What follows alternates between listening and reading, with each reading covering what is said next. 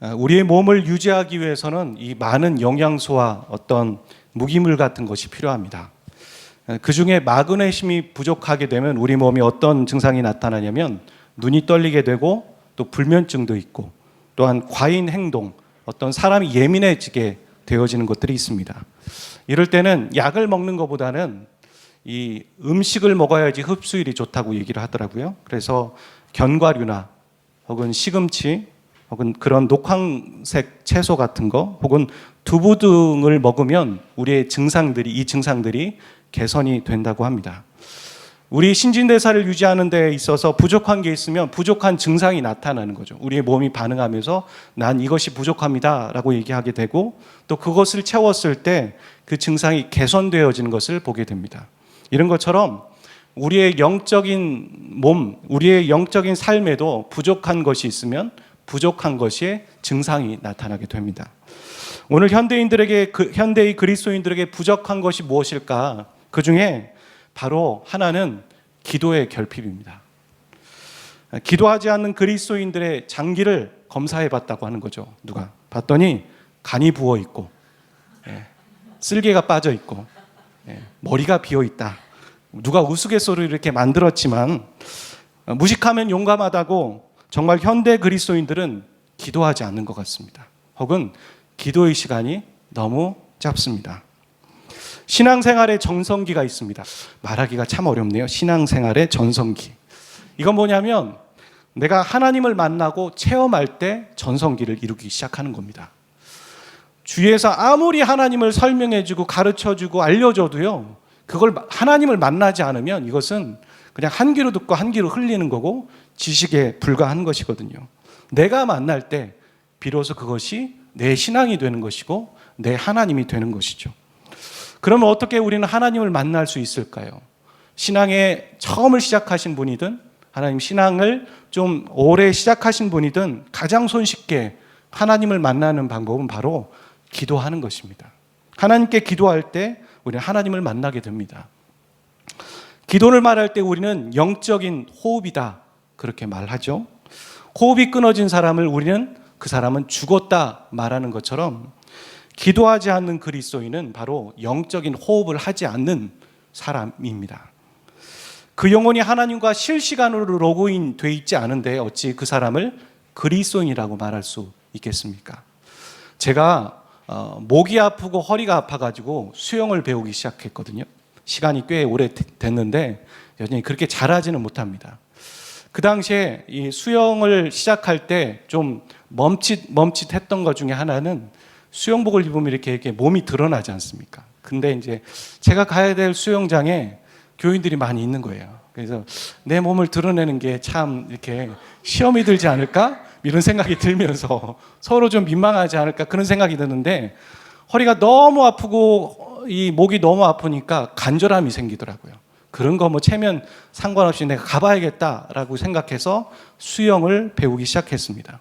수영을 배우면서 제가 크게 두 가지를 깨달은 게 있어요. 하나는 뭐냐면 힘을 빼야지만 물에 뜬다는 겁니다. 선생님이 계속 저한테 힘 좀 빼라고. 근데 저는 힘을 뺐거든요. 근데 선생님 보시기에는 제가 계속 힘을 주고 있었던 거예요. 힘을 주니까 목이 더 아프고 허리가 더 아프더라고요. 힘을 빼야지만 물에 뜨는 것이고 또 하나 배운 것은 숨을 규칙적으로 쉬어야지만 오래 갈 수 있는 겁니다. 물 먹을까 봐 숨을 안 쉬고선 한 바퀴를 돌려고 하니까 너무너무 힘들더라고요. 고통스러운 일이더라고요. 힘을 빼지 않으면 물에 가라앉고 숨을 쉬지 않으면 오래 가지 못하는 것처럼 이게 영적인 원리와도 똑같더라고요. 기도가 바로 우리의 힘을 빼는 겁니다. 내 뜻대로 할 수 있고 내 힘으로 다 할 수 있다라고 생각했던 인간이 하나님 앞에 두 손을 들고 힘을 빼는 겁니다. 하나님, 제가 할 수 없군요. 하나님이 하셔야 하는 거군요. 제 힘을 뺍니다. 그러는 것이죠. 하나님의 도우심을 기다리는 시간, 섭리를 기다리는 쉬는 시간이 바로 기도인 것이죠. 또 하나, 기도하지 않으면 앞으로 추진력 있게 나아갈 수 없습니다. 신앙이라는 게 말이요. 가다가 멈추고 내가 뭐가 부족한데, 추진력이 부족한데 그것은 하나님과 기도하지 않기 때문입니다. 우리가 기도를 말할 때 영적 호흡이라고도 말하지만 하나님과의 대화다라고 말합니다. 대화. 하나님과 관계없이 하나님과 친밀함을 느낀다라는 건 말도 안 됩니다. 이 기독교를 안 믿는 사람들이요, 예수님을 안 믿는 사람들이 기독교를 정의하기를 어떤 종교라고 얘기하는 줄 아십니까? 기독교는 관계의 종교다라고 얘기해요. 매우 정확한 표현입니다. 기독교는 관계의 종교입니다. 하나님이 인간을 지으셔서 하나님과 관계 맺기를 원하십니다. 그리고 하나님을 떠났던 인간을 하나님이 독생자 아들 예수 그리스도를 보내주심으로 다시 그 관계를 회복시켜 주셔서 죄인이었던 자가 하나님의 자녀가 되어 그 안에서 관계를 누리는 것이죠. 예배든 기도든 찬양하는 것이든 이것은 일방적인 것이 아니라 관계 안에 들어가는 것입니다. 관계 없는 신앙은 신앙이라고 말할 수 없고 그건 바로 종교에 불과한 것이죠.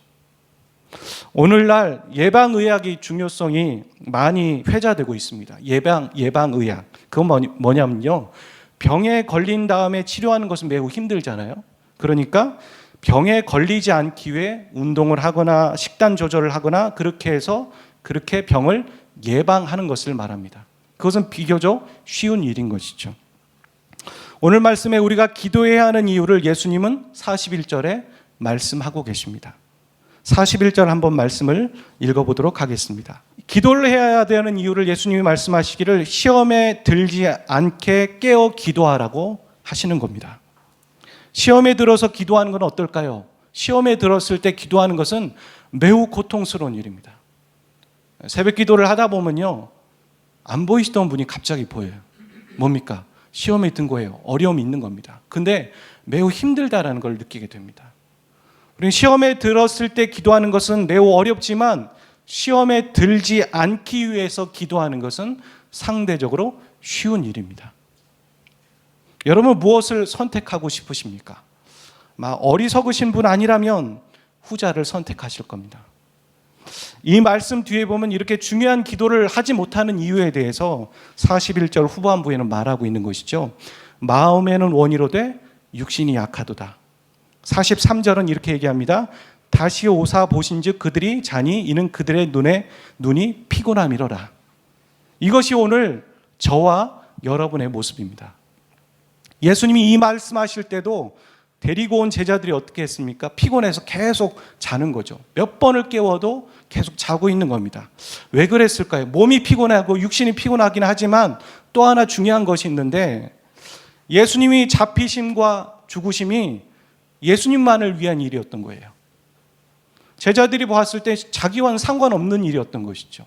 그러니까 상관없으니까 그냥 무관심하게 잘 수 있었던 겁니다. 스승은 고통스럽게 기도하며 씨름하고 있는데 제자들은 그건 나와 상관없는 일이니까 자고 있는 것이죠. 하지만 오늘 41절에 보면 이 말씀의 뉘앙스는 뭐냐면요, 예수님이 그렇게 보고 계시지 않는다는 거예요. 예수님에게 벌어지는 일, 앞으로 벌어질 죽음과 부활하심들은 제자들과 아주 깊은 인과관계, 상관관계가 있다라고 말씀하고 계시는 것이죠. 나의 죽음을 통해 너희들이 겪을 시험들을 겪지 않았으면 좋겠다. 그러니까 깨어 기도하라 말씀하시는 것이죠. 솔직히 예수님과 상관없는 사람이 어떻게 예수님의 사람이겠습니까? 예수님이 하시는 일들과 예수님이 버리신 일들과 상관없는 사람이 어떻게 그리스도인이겠습니까? 오늘 우리의 인생 가운데도 예수님을 믿기 때문에, 예수님 때문에 겪게 되는 여러 가지 어려움들은 생기기 마련입니다. 그런데 우리는 그것이 시험인지 모르고 겪고 있습니다. 우리는 다른 사람들이, 기도하는 사람들이 그렇게 얘기를 하죠. 이건 이런 거야, 저건 저런 거야. 그러면 우리가 판단하기에, 저도 그런 것 같아요. 내 이성으로 판단하기에, 내 머리로 생각하기에, 내 경험으로 판단하기에 그건 그런 거 아니야. 그냥 우연히 일어난 일이야. 그런 사람과의 관계에서 일어난 일이야 라고 치부해버리고 그냥 이렇게 버려버립니다. 하지만 우리는 한 번 더 생각하고 기도해봐야죠. 하나님, 그건 어디에서 온 일이죠? 이건 영적인 일인가요? 이건 하나님이 주시는 메시지인가요? 혹은 이것은 사단의 시험인가요? 우리는 한번 기도해봐야 됩니다. 가던 길을 멈추고 기도하며 하나님께 뜻을 물어야 되는 것이죠. 근데 오늘날 저와 여러분이 현대인들이 생각하는 건 머리를 너무 많이 쓴다는 거예요. 과학적으로 생각하고 이성적으로 생각하고 합리적으로 생각해서 안 믿어지면 안 믿는 거죠. 모든 것을 영적인 건데 오히려 육적으로 이성적으로 이해하려고 접근하는 것이 문제라는 것이죠. 여기에 보면 시험에 들지 않게 기도하라고 하는, 성경에 보면 시험은 두 가지 크게 의미로 구분됩니다. 하나는 테스트고 하나는 템테이션이죠. 한국말로는 시험이지만 이 영어 성경으로 보면 테스트는 하나님이 허락하시는 믿음의 시련이에요.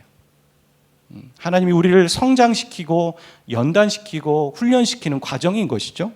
하지만 이 템테이션이라는 것은 죄를 짓도록 만드는 것이고 이것은 사단이 주는 겁니다. 우리가 주기도문에도 보면 우리를 시험에 들지 말게 해달라고 얘기할 때 그 시험은 하나님이 우리를 좀 유혹하지 말게 해달라는 얘기가 아니라 하나님, 우리가 사단의 시험에서 보호받게 우리를 보호해 주십시오라는 의미가 되는 것입니다. 오늘 본문에도 이 단어는 시험은 템테이션이라고 쓰였습니다. 마귀가 주는 유혹에 빠져서 죄 짓지 않도록 기도하라는 것입니다. 오늘 우리의 모습이 그렇습니다. 우리의 삶에 얼마나 영적인 공격이 많고 심한지 모릅니다. 그 영적인 무감각 가운데 그런데 살아가고 있는 것이죠. 이것이 사단으로부터 오는 건가? 이것은 하나님이 주시는 건가? 구분하지 못하면서 마치 원수의 장난에 놀아나는 것을 보게 되는 것이죠. 우리가 예배 잘 드리고 가서 은혜 받고 가서 별거 아닌 거에 마음이 상하는 것들을 보게 돼요. 그렇지 않습니까?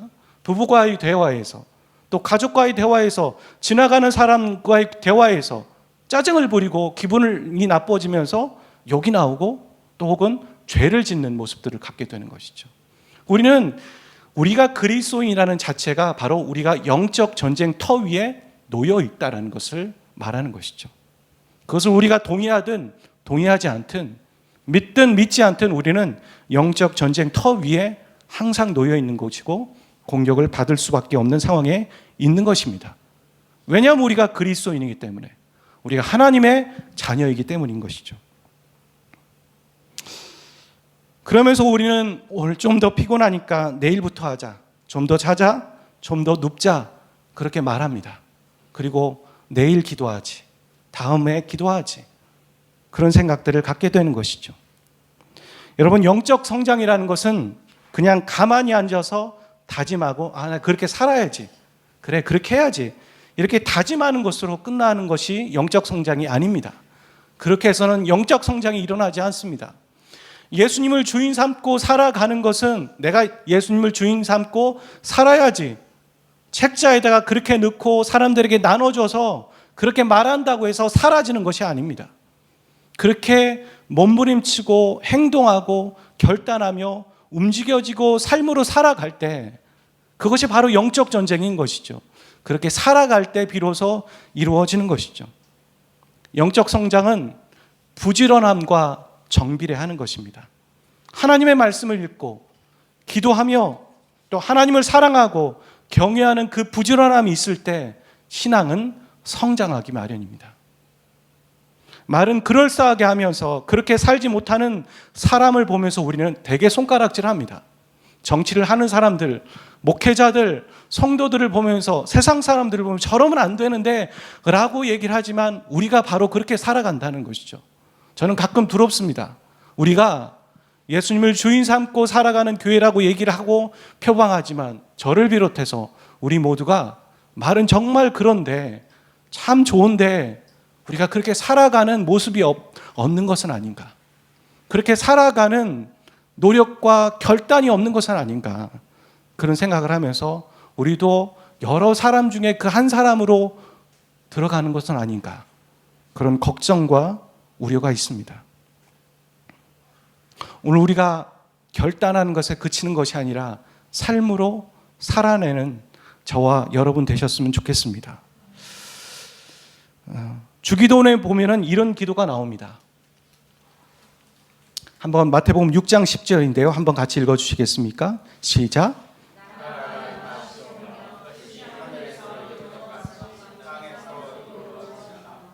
하나님의 뜻은 이미 하늘에서 이루어졌어요. 하나님의 뜻은 모든 사람이 영혼 구원에 이르는 것이죠. 근데 땅에는 그것이 그렇게 이루어졌습니까? 안 그렇습니다. 우리의 지인들과 우리의 가족들과 내가 사랑하는 사람들이 아직 예수님을 믿지 않고 거부하며 살아가요. 지금도 예배를 끝나고 나가 보십시오. 얼마나 수많은 사람들이 죽음에서 시작해서 죽음으로 끝납니까? 왜 이것이 이루어지지 않았을까요? 하나님만 거짓말 하시는 걸까요? 하나님은 우리에게 저 기도문을 가르쳐 주시면서 기도하라고 말씀하시는 겁니다. 여러분, 기독교는 이상이 아닙니다. 이상만 추구하고 있는 것이 아니라는 거예요. 예수님은 이상이 아닙니다. 예수님이 우리에게 저 기도를 가르쳐 주신 건 뭐냐면 그 뜻이 이 땅에 이루어지기를 위해 너희들을 통해서 그것이 이루어지기를 원한다라고 말씀하시는 거죠. 우리는 현실을 추구하는 사람들입니다. 예수님은 이상이 아니에요. 우리 삶 가운데 구원자가 되시고 우리 삶의 주인이 되시며 오늘도 예수님을 믿는 자를 통해서 하나님은 일하고 계시고 구원의 역사가 일어나고 있습니다. 아멘. 오늘 저와 여러분을 통해 그 일을 이루기 원하신다는 것이죠. 하나님의 뜻은 하늘에서 이루어졌는데 아직 이 땅은 공중권세 잡은 자가 많은 사람들을 미혹하고 심지어 그리스도인들도 속이면서 너는 안 돼. 너는 불가능해. 너 그래가지고 되겠어? 라고 하면 맨날 속이고 속임을 당하고 있는 현실 가운데 놓여 있는 것이죠. 우리는 그럴 때 가슴을 치고 땅을 치면서 하나님의 뜻이 이루어진 것처럼 내 삶 가운데 이루어지길 원합니다.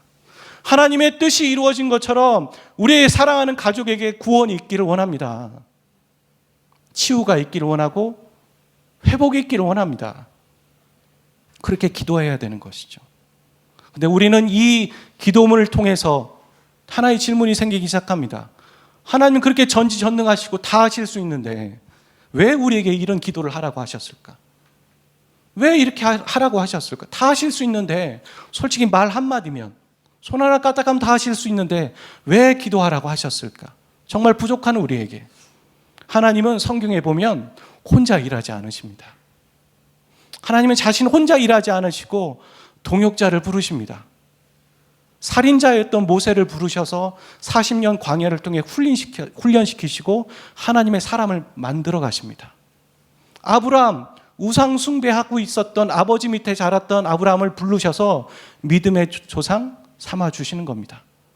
예수님 믿는 사람을 잡아 죽였던 사울 부르셔서 바울로 바꾸시고 이방인 선교사로 만들어 주시는 겁니다.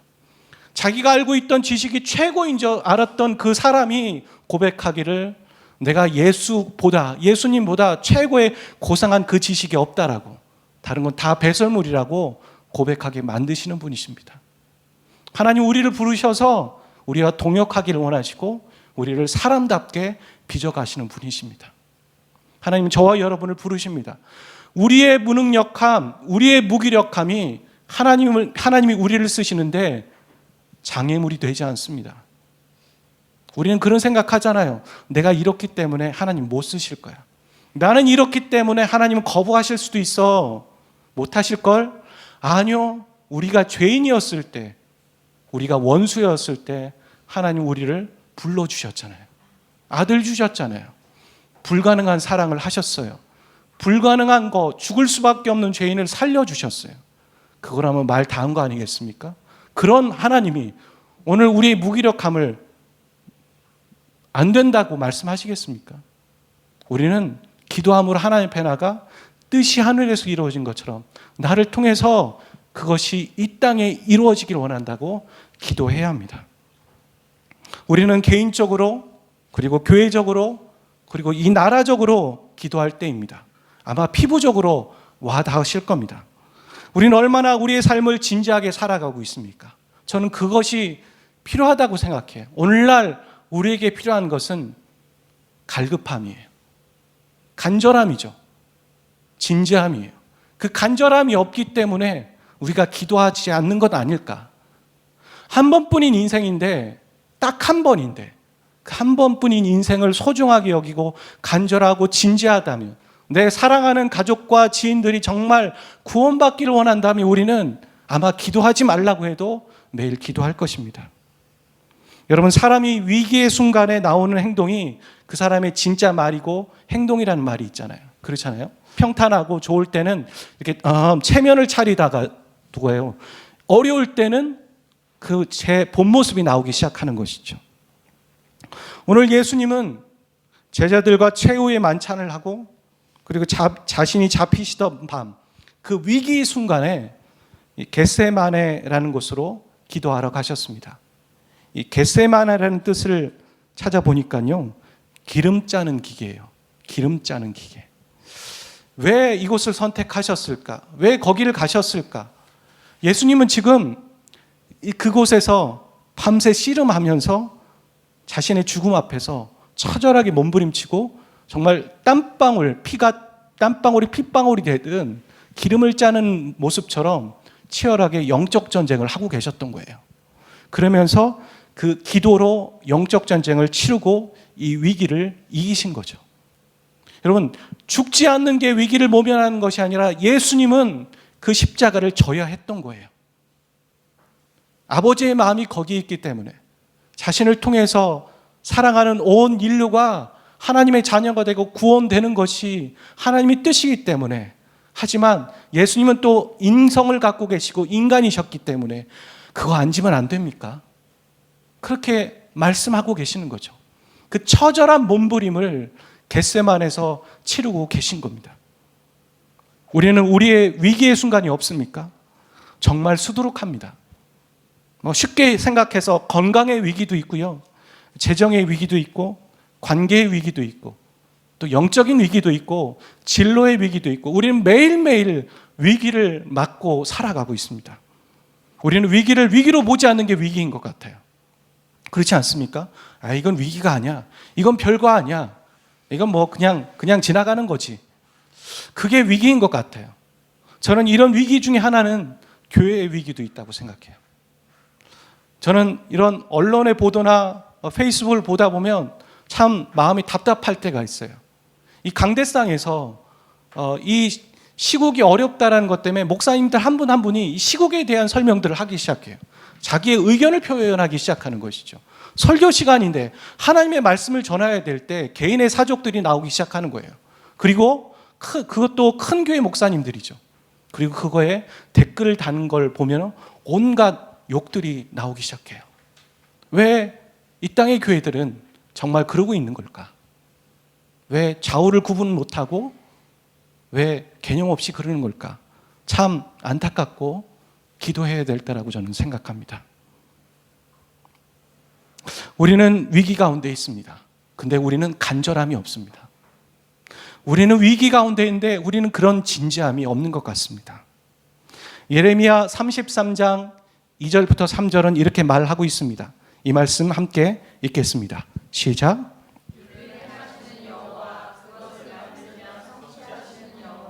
그의 이름을 여호와라는 이가 이와 같이 이르시도다. 너는 내게 부르짖으라. 내가 내게 응답하겠고 내게 알지 못하는 크고 은밀한 일을 내게 보이리라. 우리는 우리의 기도 제목을 가지고 갑니다. A라는 기도 제목이 있어요. 하나님 이거 들어주세요. 이렇게 해주세요. 거기서 그치는 게 아니라는 거예요. 하나님이 약속하시는 건 너는 내게 부르짖으라. 그러면 네가 알지 못하는, 너는 A고 A가 응답될 것 같지 한 B 정도 생각하지. 아니야. 나는 C와 D와 E와 F와 모든 것들 너에게 크고 비밀한 일을 내가 너에게 보여주겠다. 유한한 우리의 생각으로 하나님을 제한하지 마십시오. 아주 제한적인 인간의 머리로 하나님을 이해하려고 하지 마십시오. 여러분, 바다의 물을 다 담을 수 없습니다. 바다의 물을 담는 것이 아니라 우리는 바다에 빠지는 겁니다. 하나님께 항복하고 하나님께 손들고, 하나님 내가 포기합니다. 하나님의 뜻대로 행하십시오. 나의 인생 내 인생 아닙니다. 우리의 자녀 내 거 아닙니다. 이 영혼 내 영혼 아닙니다. 주님의 것입니다. 주님 행하여 주십시오. 이 비전 내 비전 아닙니다. 그렇게 행하는 저와 여러분 되시기를 주의 이름으로 축복합니다. 사무엘상 12장 23절은 이렇게 말하고 있어요. 사무엘이 선지자로서 또 이렇게 말하는 거죠. 나는 너희를 위하여 기도하기를 쉬는 죄를 여호와 앞에 결단코 범하지 아니하겠다. 이건 도의적인 책임이에요. 기도하지 않는다고 죄를 짓는 거겠습니까? 그 정도의 마음으로 나는 너희들을 위해서 기도하겠다. 그런 도의적인 책임을 갖고 있는 것이죠. 여러분, 아무리 바빠도요, 여러분, 식사하시죠. 아무리 바쁘지만 밥은 먹고 가야지.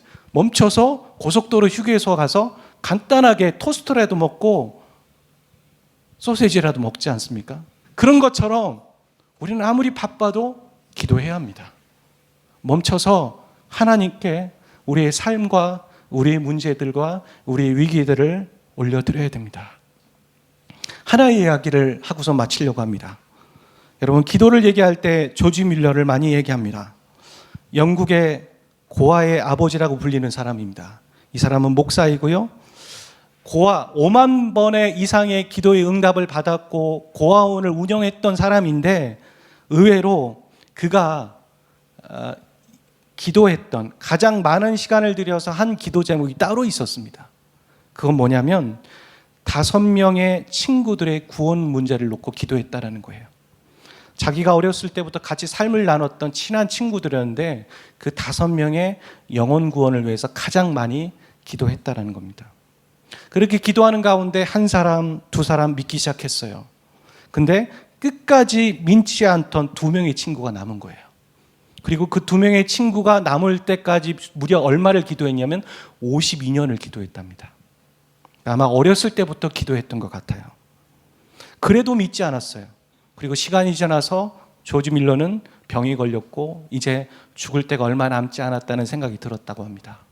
그리고 한 교회에 요청을 해서 내가 저기 가서 설교를 할 수 있습니까? 간절히 부탁하고 설교를 한 거예요. 왜 설교를 했나 봤더니 거기에 나오는 친구가 한 명이 있었던 거예요. 그리고 그 설교를 하는 날 그 친구가 예수님을 믿고 회심하고 주님의 자녀가 됐다는 것이죠. 그래도 한 명이 남은 거예요. 그리고 한 명이 남을 때까지 밀러는 끝까지 기도하면서 생을 마감한 거예요. 근데 그 한 명은 돌아오지 않았어요. 그렇게 조지 밀러는 죽고 아직 구원받지 못한 한 명이 남았는데 밀러가 자신을 위해 52년 동안 기도했다는 소식을 그 친구는 비로소 들은 거예요. 그리고 그 순간 그는 예수님을 믿었다라는 것이죠. 그리고 믿고선 그 친구가 마지막 예수님을 믿은 그 친구가 영국을 순회하면서 간증하길 이렇게 말했다는 거예요. 조지 밀러 목사의 기도는 다 응답되었습니다. 저는 그 기도의 최후 응답입니다. 당신의 모든 기도도 다 응답될 것입니다. 그러면서 밀러가 했던 말을 저는 여러분에게 소개하고 말씀을 마치려고 합니다. 기도를 시작한다는 것으로는 부족합니다. 바르게 기도하는 것도 얼마 동안 기도를 계속한다는 것도 충분하지 않습니다. 기도의 응답을 받을 때까지 믿음을 가지고 꾸준히 기도해야 합니다. 더 나아가서는 끝까지 기도를 계속할 뿐 아니라 하나님께서 우리의 기도를 들으시고 응답해 주시려는 것을 믿어야 합니다. 그러나 대부분의 경우 우리는 이 기도의 응답, 축복을 받을 때까지 기도를 계속하지 못하고 기대하지도 않습니다. 우리 같이 기도하기를 원합니다. 오늘 우리의 모습이 그렇지 않을까요? 기도하지 않는 이유가 뭘까요? 하나님을 기대하지 않는 거예요. 하나님을 잘 신뢰하지 않는 거예요. 또 하나는 위기가 아니라고 생각하죠. 간절함이 우리에게 없지 않나 생각합니다.